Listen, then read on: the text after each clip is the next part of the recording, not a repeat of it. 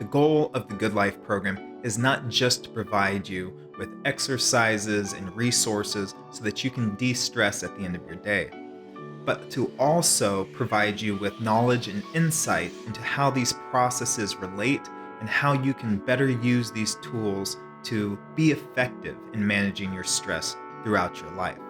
So we decided that we needed a frequently asked questions video as well as written materials for you to better understand the topics and terms that I use throughout the course, so that when you get to that point, you will have a more effective understanding of how these work.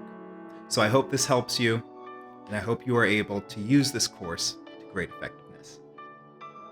Question number 1. What is mindfulness?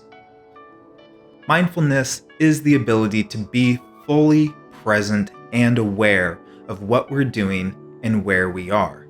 Essentially, being mindful of our thoughts and being mindful of what goes on in our body. While this is something we're all equally capable of doing, in today's busy world, it's something we need to learn how to access. And while mindfulness does have its roots and origins in Buddhism, as it is practiced today, especially within the scientific community, it is simply a means to help somebody understand their thoughts and how they get there, and understand their body and the things that go on inside it. Question number 2. What is meditation, and is it religious? Now, within the scientific community, we refer to meditation as methods of self-regulation practices that focus on training attention and awareness. We do this to bring mental processes under greater voluntary control, thereby fostering general mental well-being and development of specific capacities, such as calm, clarity, and concentration. Meditations can be religious.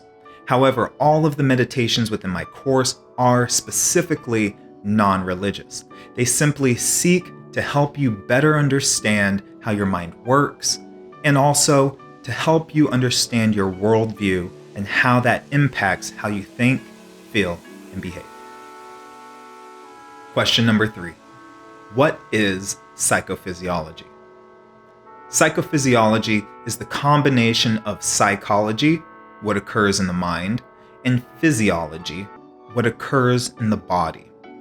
Now, these are commonly referred to as mind-body connections, and essentially they're the systems we use when practicing mindfulness. So, when you change factors in the body using the mind, or when you change factors in the mind by changing how the body feels.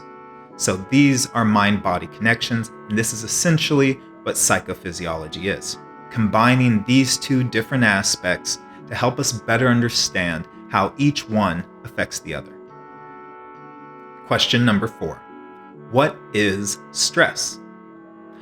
Now, the American Psychological Association, the biggest association of psychologists and mental health individuals in the United States, defines stress as the physiological or psychological response to internal or external stressors. So things outside of our body and things within our body, such as disease or illness.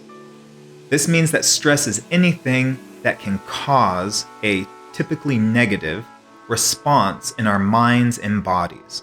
Stress is a physical reaction in your body that can last for hours depending on the person, and this is done through the production of hormones and other types of chemicals that our body uses to communicate with itself. So stress is a physical or a physiological reaction in our bodies to an event that occurs, whether that's illness, whether that's a breakup, whatever it may be. That is what we call the stressor. The stressor is the thing that is causing us stress. Question number 5. What is balance? Balance refers to stress and our ability to manage it in our lives. When we are balanced, we are able to reduce stress and maintain positivity even through stressful events or periods of difficulty in our life. So balance is the teeter-totter between stress and stress relief. Someone who is balanced may still experience stress, but they are able to reduce the stress so that it does not dominate their life through their methods of stress relief.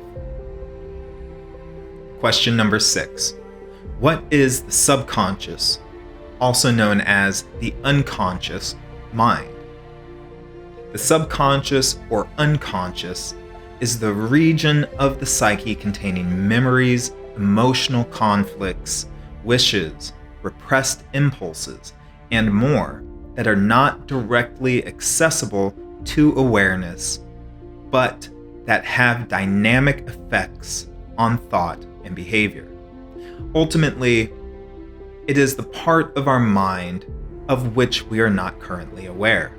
Everything you have seen, touched, consumed, heard, and smelled are stored somewhere in your brain and directly or indirectly affect how you think, feel, and behave. So being aware of the subconscious and what it is producing will help you to effectively use these tools preventatively so that, hopefully, you never get to the point of being extremely stressed. Question number 7. What is focus? Focus is the concentration or centering of attention on a stimulus. It's the thing from moment to moment that absorbs your attention.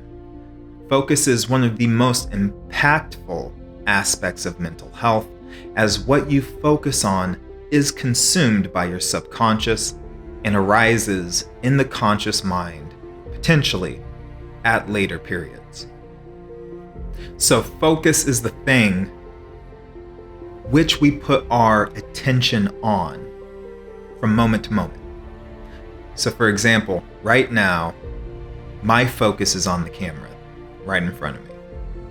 That is what is absorbing my attention. Question number 8. What is a trance? A trance is an altered state of consciousness characterized by decreased awareness of and responsiveness to stimuli. So basically, trances are states of being where we are completely absorbed in the task or situation that makes us less aware of our surrounding environment. Question number 9. What is rumination or ruminative thinking? Rumination is a form of consistent focuses on negative content, generally past and present, and it results in emotional distress. Rumination can be difficult to stop or get out of because it is effectively a negative trance that causes obsessive-like behaviors with these thoughts. These thoughts then affect how we think, feel, and behave. So rumination overall is kind of obsessive thinking about one topic that is negative. For example, a breakup. It's why breakups can be so devastating, because you get into the ruminative thinking where you're just absorbed in what is going on. It's difficult to see how your life is to go on, difficult to see how you spent all that time with somebody and now it's over. That is rumination. Question number 10. Why should you participate in the Good Life program? Now, mindfulness and psychophysiological practices have several proven health benefits, and these include things like better understanding the mind and body, which ultimately will help you control your stress. It helps to reduce stress through physiological and psychological practices. It increases working memory, allowing you to process things in the moment much easier than before. It improves focus. It helps you get out of negative trances so that you can focus on what you are doing or what you want to do.